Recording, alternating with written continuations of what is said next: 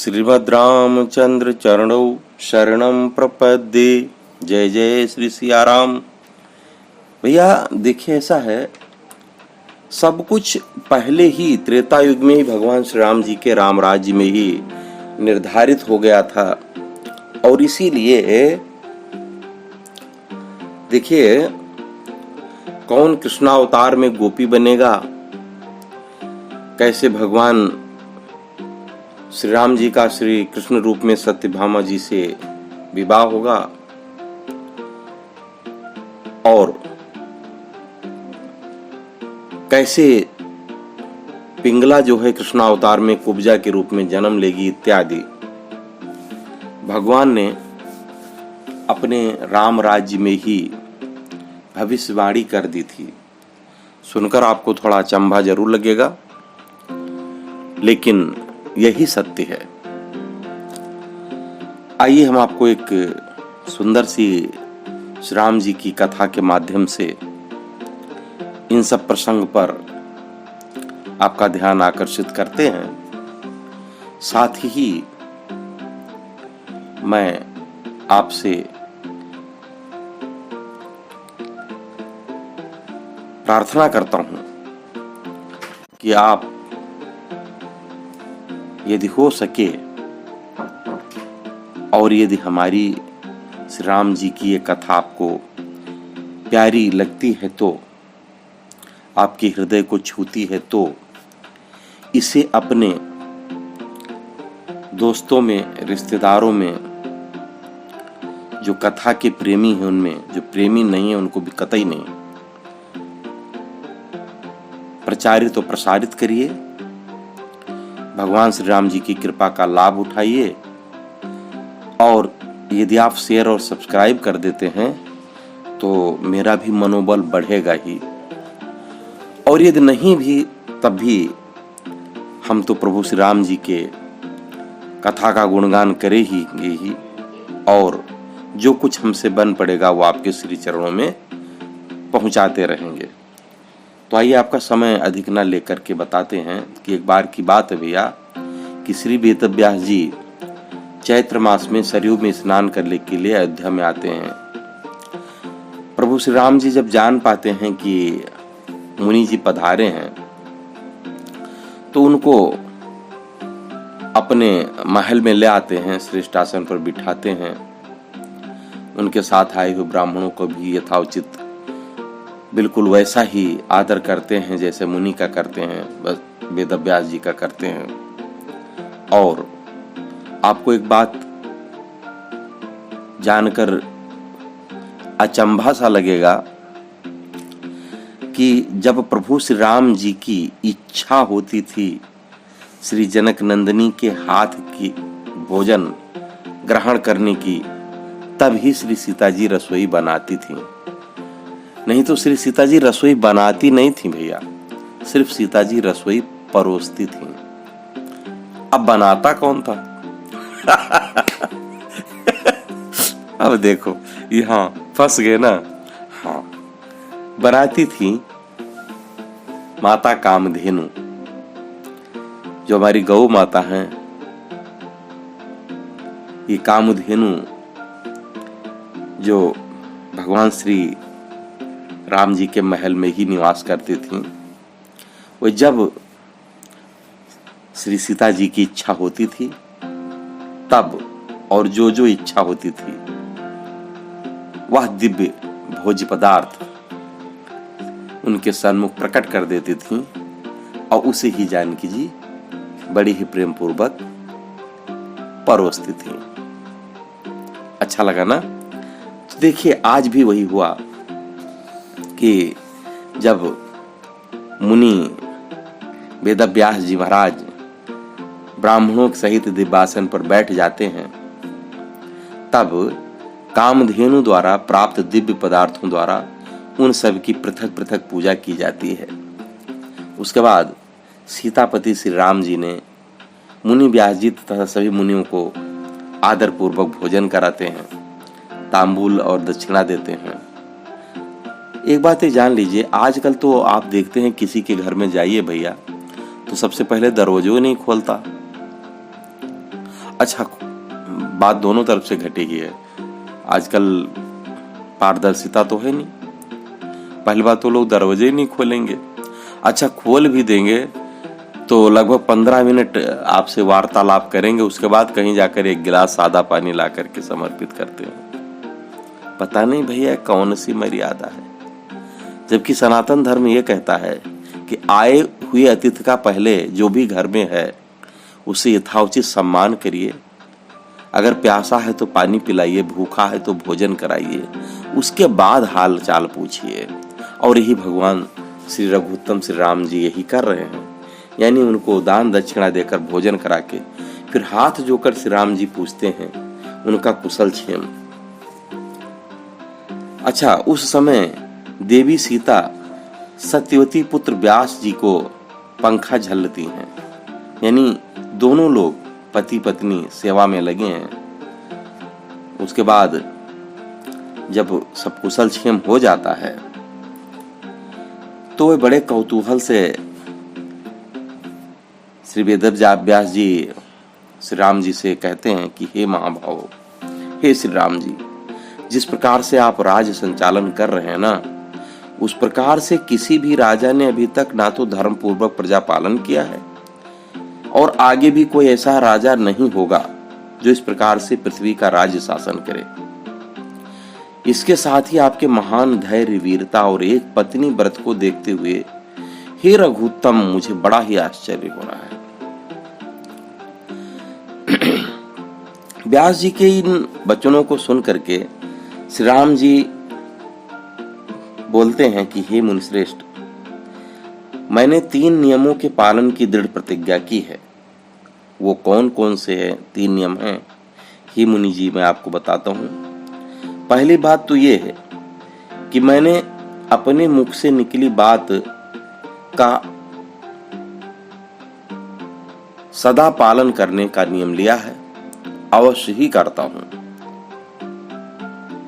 यानी कि मैं अपने मुख से निकली बात कभी मिथ्या नहीं होने देता,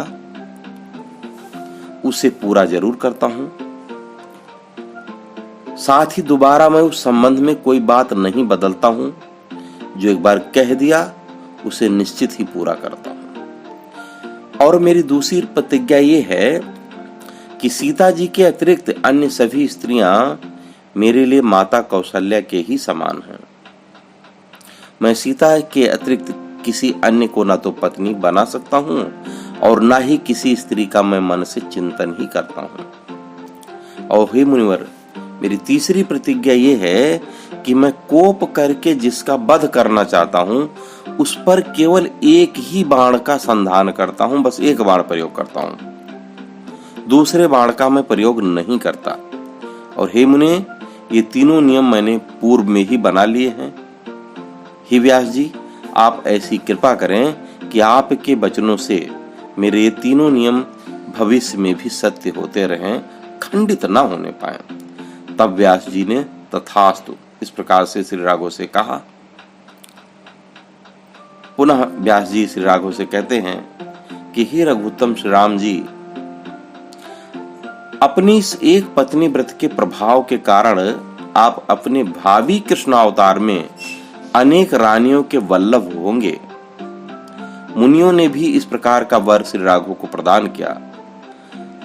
तदंतर श्री राम ने व्यास जी आदि उन सभी मुनियों को भलीभांति पूजन करके विदा कर दिया। ऐसे ही एक दिन की एक और घटना है कि चैत्र मास के उपस्थित होने पर श्री राम जी सरयू के तट पर कपड़े से बने तंबू में भैया सीता जी के साथ विराजमान होते हैं। उसी समय अयोध्यापुरी के जो राम तीर्थ है उसमें चैत्र मास में स्नान की अभिलाषा रखते हुए अनेक देशों में निवास करने वाले लोग हजारों की संख्या में पहुंचते हैं। इनमें देवता, यक्ष, किन्नर, गंधर्व, पन्नग, पर्वत, लताएं, नदियां, सभी तीर्थ, मुनिगण, राज समूह, अप्सराएं, नाग, खग, ऋष, वानरगण, ये सभी मानव रूप को धारण कर भैया वहां पर स्नान करने के लिए आते हैं। और उन्हीं दिनों की बात है कि एक दिन विवाहार्थनी यानी विवाह की मनोकामना लिए हुए देवांगनाएं सुंदर वस्त्राभूषणों से सुसज्जित होकर श्री राम जी के दर्शन के लिए वहां आती हैं। जब दूतों द्वारा उनके आगमन का समाचार जानते हैं श्री राम जी तो उन्हें बुलवा भेजते हैं और उनसे कहते हैं, हे देवियों, मैंने आपके मन की बात को जान लिया है और आपका मनोरथ मैं अवश्य पूर्ण करूंगा, किंतु अभी नहीं। जब द्वापर युग आएगा तब मैं कृष्ण रूप धारण कर गोपेश्वर नंद जी द्वारा पालित ब्रजनगरी में अवतार धारण करूंगा और उस समय मेरे वरदान के प्रभाव से सभी देवता गोप बनकर ब्रज में अवतीर्ण होंगे, प्रकट होंगे और देवराज इंद्र ही नंद बाबा के रूप में शरीर धारण करेंगे। उस समय आप सभी देवांगनाएं ब्रज में गोपियों के रूप में जन्म धारण करेंगी। उस समय मैं वृंदावन में यमुना की रेती में आप सभी के साथ रास क्रीड़ा करूंगा, इसमें कोई संदेह नहीं है। अतः आप सभी इस समय स्वस्थ एवं प्रसन्न होकर अपने अपने स्थानों को पधारें। ऐसा वचन सुनकर श्री राम जी के वे देवांगनाएं अत्यंत प्रसन्न हो गईं और अपने अपने धाम को लौट गईं। ऐसे ही एक दिन एक और घटना घटी उसी चैत्र मास में भैया, जब मायापुरी हरिद्वार से गुणवती नाम की सभी शुभ लक्षणों से संपन्न एक स्त्री स्नान दृष्टि से अयोध्या आती है। भैया वो गुणवती जैसा यथा नामे तथा गुणे, वो सतयुग के अंत में मायापुरी हरिद्वार में अत्रिगोत में उत्पन्न देव शर्मा नामक एक ब्राह्मण की लड़की है। उसके पिता सभी वेद वेदांगादि शास्त्रों में परम निष्णात थे। निष्णात मतलब यहाँ पर पोस्ट ग्रेजुएशन डिग्री होती है भैया। वह अतिथियों का सत्कार करने वाले अग्निहोत्री और सूर्य के उपासक थे,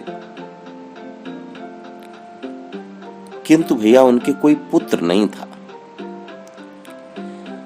जब वह वृद्धावस्था को प्राप्त होने को हुए तब उनके यहाँ गुणवती नामक एक उत्तम पुत्री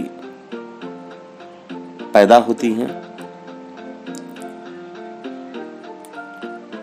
और जब समय आता है तब वह ब्राह्मण ने अपनी कन्या एक चंद्र नामक शिष्य को अर्धांगिनी के रूप में प्रदान कर देते हैं भैया। देव शर्मा चंद्र को अपने पुत्र की भांति मानते हैं और चंद्र भी उनको ससुर होने के बाद भी पिता के समान ही मानता है। अब एक दिन की बात है, दोनों दामाद और ससुर कुश लाने के लिए वन में गए थे और हिमालय की तलहटी में इधर उधर कुश को ढूंढ रहे थे। तभी एक भयंकर राक्षस उनके समक्ष प्रकट होकर के भैया उनको मार डालता है। चूंकि उनकी मौत उस पवित्र क्षेत्र के प्रभाव से और धर्माचरण करने के कारण भगवान विष्णु के गणों द्वारा वैकुंठ में ले जाए जाते हैं। चूंकि उन्होंने जीवन पर्यंत भगवान सूर्य की आराधना की थी और इसी कारण उन दोनों के उस शुभ कर्म के कारण भगवान विष्णु उन पर अत्यंत संतुष्ट होते हैं। अच्छा, एक चीज मैं आपको यहां बताऊं, चाहे शिव जी की पूजा करने वाले शैव भक्त हों, सूर्योपासक हों, गणेशोपासक हों, विष्णु के उपासक हों अथवा शक्ति के उपासक हों, वह सभी उन्हीं नारायण को उसी प्रकार प्राप्त होते हैं जैसे वर्षा का जल समुद्र में जाता है भैया। वह एक प्रभु ही नामों के द्वारा तथा क्रिया के द्वारा 5 रूप में उसी प्रकार प्रकट हो जाता है। जैसे एक देवदत्त किसी का पुत्र, किसी का पिता, किसी का भाई आदि नामों से कहलाता है। वह दोनों देव शर्मा और चंद्र शर्मा भगवान विष्णु के लोक में निवास करने लगते हैं। वहां वे विमान द्वारा इधर उधर भ्रमण करते हैं भैया। दोनों सूर्य के समान तेजस्वी हैं और सुंदर हैं। उन्हें भगवान श्री हरि की नित्य सन्निधि प्राप्त होती है, ठीक है, और वे रोज दिव्य भोग को पान करते हैं। इधर जो गुणवती है, जब वो जान पाती है कि उसके पिता और पति दोनों को किसी राक्षस ने मार डाला है, तो वह दुख से व्याकुल होकर विलाप करने लगती है। और इस प्रकार उसके घर में जो भी सारा सामान होता है भैया, वह उसे बेच डालती है, और जो भी उससे धन प्राप्त होता है उससे वो उन दोनों की जो दैहिक क्रिया होती है और दैहिक क्रिया मरणोपरांत उसे संपन्न कराती है, और फिर अपने घर से भिक्षा से निर्वाह करते हुए नगरों में निवास करती है। चूंकि भगवान की विष्णु जी की वो भक्त है, भक्ति में पारायण रहती है, शांत है, सत्य वादन करती है, और एक भक्त स्वरूपा जितने नियम होते हैं उसका पालन करती है। ऐसा करते करते उसने भैया अपने समस्त इंद्रियों को अपने बस में कर लिया। जो भी जन्म से मृत्यु पर्यंत तक 8 व्रतों का भली भांति पालन करना चाहिए, वो करती है। 8 व्रत भैया, जैसे एकादशी का व्रत है, कार्तिक मास, माघ मास, चैत्र मास और माधव मास यानी वैशाख मास, इस 4 महीने में स्नान, भगवान विष्णु जी के मंदिर में झाड़ू सफाई और स्वास्तिक आदि मांगलिक चिन्हों को बनाना, अल्पना से उसे सुसज्जित करना, और 8वां अन्य मन से भगवान विष्णु की भक्ति पूर्वक नित्य पूजा करना, वह सारे नियम का जो है पालन करती है। एक बार की बात है कि किसी पुराण वक्ता के मुंह से उन्होंने सुना कि सरयू जी में स्नान करने से मोक्ष की प्राप्ति होती है। तब वह शुभ लक्षण वाली गुणवती श्री राम नगरी अयोध्या में जाती है, राम तीर्थ में निवास करने लगती भैया। एक दिन वह सूर्य की रेती में एकांत स्थान में वासगृह में श्री लक्ष्मण तथा सीता जी के साथ निवास कर रहे श्री राघव का दर्शन करने के लिए जाती है। वह पूजा के पात्रों को हाथ में लेकर उस तंबू के बाहर द्वार पर खड़ी हो जाती है। तब द्वार रक्षक ने श्री राम जी के उसके आगमन का समाचार बताते हैं, और आज्ञा मिलने पर उसने उस वासगृह के भीतर प्रवेश किया। वहां उसने एक रत्न के बने दिव्य आसन पर सुंदर तकिया से समन्वित देवी सीता के साथ विराजमान श्री रघुनाथ जी का दर्शन किया भैया। वो भगवान की उस कौतुकी क्रीड़ा से अत्यंत प्रसन्न होती है। जो भगवान का साज और दरबार देखती है भैया, कैसे प्रभु जो है वहां पर सीता जी सखियों से और प्रभु अपने भाइयों से साथ में और जितने भी उनके दरबार में होने वाले हैं कैसे घिरे हुए हैं, और किस प्रकार प्रभु ने जो है सबको उनके मन के अनुसार खुश कर रखा है, प्रसन्न कर रखा है भैया। जब वह भगवान का दर्शन करती है तो वहीं पर वो चित्र लिखित सी खड़ी रहती है भैया। जब गुणवती ने इस प्रकार अगणित सूर्यों की प्रभा से समन्वित स्वर्णमय आभा से संपन्न कमल पत्र के समान विशाल नेत्र वाले, चंद्रमा के समान मुखमंडल वाले और कमल के समान हाथ वाले उन अत्यंत रमणीय श्री राम जी का दर्शन किया, तो करके उसने भगवान को दंडवत प्रणाम किया भैया। भगवान श्री राम उसे कृपा पूर्वक उठाते हैं, और गुणवती चूंकि वो विष्णु भक्ति करती है ना, इसलिए भगवान भी उसके विभिन्न प्रकार के उपचारों से उसकी पूजना वंदना करते हैं और वह श्री राम जी की पूजा और वंदना करती है। आपको तो पता है भगवान अपने भक्त को उस भक्त की पूजा से भी ज्यादा मानते हैं। दौड़े चले आते हैं भैया, भगवान तो अंतर्यामी है, सब जान रहे हैं श्री राम जी, लेकिन फिर भी पूछते हैं, हे देवी इस समय तुम अपने मन में जो भी अभिलाषा लाई हो वह मुझसे मांग लो, बता दो। श्री राम जी के वचनों को सुनकर वह अत्यंत प्रसन्न हो जाती है और श्री राम जी से बोलती है, हे राम, हे कमल दल के समान नेत्र वाले, जिस प्रकार से आपकी ये सेविकाएं सेवा में हैं, उसी प्रकार आप मुझे भी अपनी सेविका बनाने की कृपा करें। गुणवती का इस प्रकार का वचन सुनकर श्री राम मुस्कुरा उठे और उससे बोले, हे सुव्रतों से संपन्न गुणवती, तुम एक ब्राह्मणी हो, फिर इस प्रकार की बात क्यों बोलती हो? इस पर भी यदि तुम्हारी इच्छा मेरी सेवा करने की है तो तुम सुनो, मैं बताता हूँ।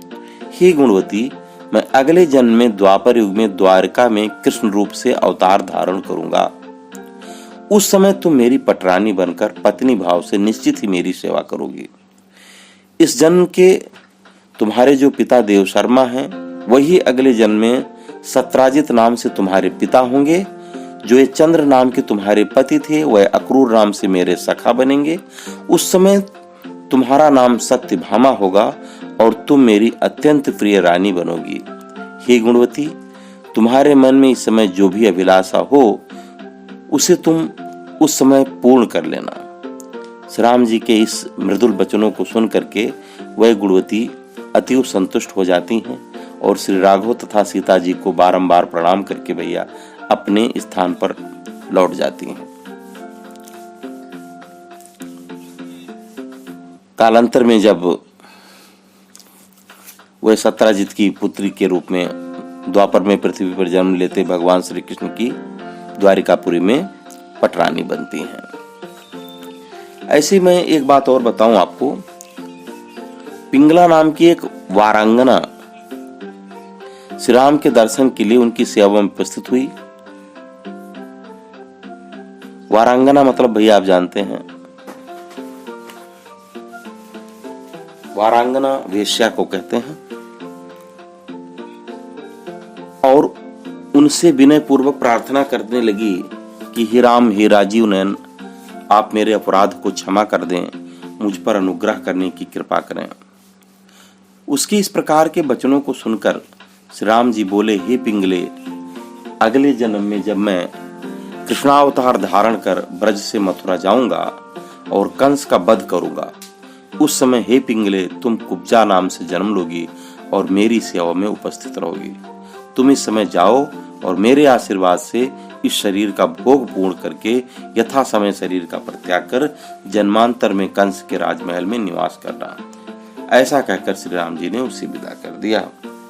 तो मुझे विश्वास है कि आपको एक कथा अच्छी लगी होगी और यदि अच्छी लगी है तो शेयर और सब्सक्राइब करना न भूलें। जय सिया राम।